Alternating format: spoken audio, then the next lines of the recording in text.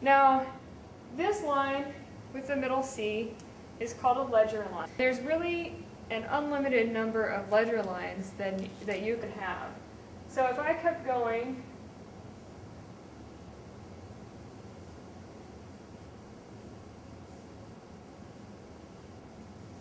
I could keep making ledger lines going up as far as I wanted, and I would continue to go up the alphabet.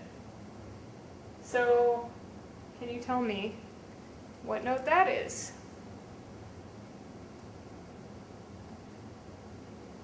Not sure? Well, let's see. We said this top line here is F, so the space above F would be G. This line here would be A, this is B, this right here, that would also be C. You see that? Okay, so we have just continued, and again, let's try another one. Let's see if you can tell me what note that is.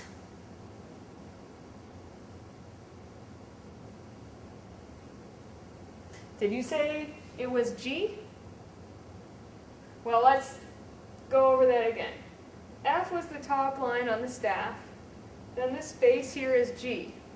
This line would be A, this space would be B, C, D, E, F, G. So you just keep going up the alphabet and counting the lines and spaces. It's a lot easier when you have a paper in front of it on, because then you can actually touch the lines and spaces and not get lost. Does that make sense? Okay. I'm really talking to someone who's in this room with me. I'm not just asking random questions, but I'm also asking you, so I hope it makes sense to you as well. Alright, so we've learned our ledger lines. I'd like to point out a few things about how these are written. Notice we don't connect them. They're each a separate little line for each note. We don't write one long line across here. There's a reason for that. Right now it's pretty easy to tell which one of these is my ledger line because I'm writing with red pen. But most music is not written with red ink, as you know. And if we start adding long ledger lines along the top of our staff, it gets very confusing to read because the musician can't tell where on the staff they are. It starts to look like they're trying to read a 7-line staff or a 9-line staff. So we keep them separate. And the second thing to think about is we only put as many as are necessary to show what note it is we're talking about. For example, right here on this B, there is a line below the B, but there isn't a line above the B. There's no line here. The reason we don't put a line on top is we don't need it. We only need to know up to that note. We don't need to know what's above that note.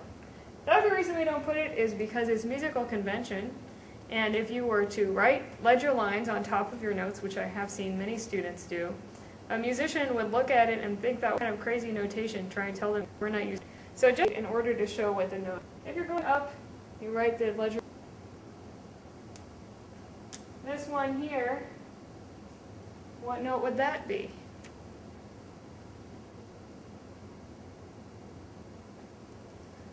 Well, what's this line here? The bottom line of the staff is E. Remember, for every good boy does fine. Every E, before E in the we D. This note here is a D.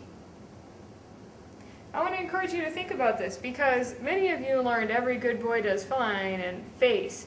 But the fact of the matter is we have more notes than that. You're going to find notes that are above the staff and below the staff. So you have to be able to identify those as well. It's really just like going up and down a ladder. So again, let's start down here. That note, we know this is E, the bottom line, right? This line right here is E. So then we have D, because D comes before E in the alphabet. C, B, A, G.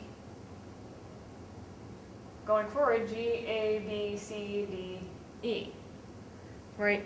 Sometimes the difficulty is also in doing the alphabet backwards, so that's something to practice.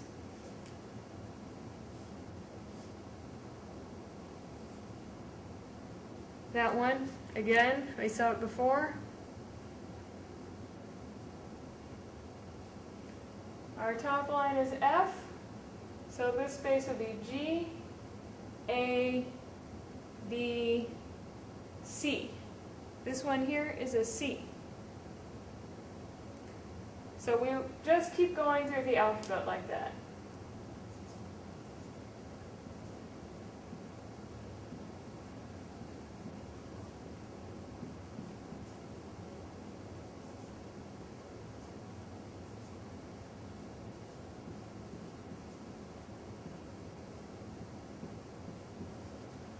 Okay, so if we think F, G, A, B, C, D, E, we could keep going, or E, D, C, B, A, G, F, and we could keep going down. That's the treble clef.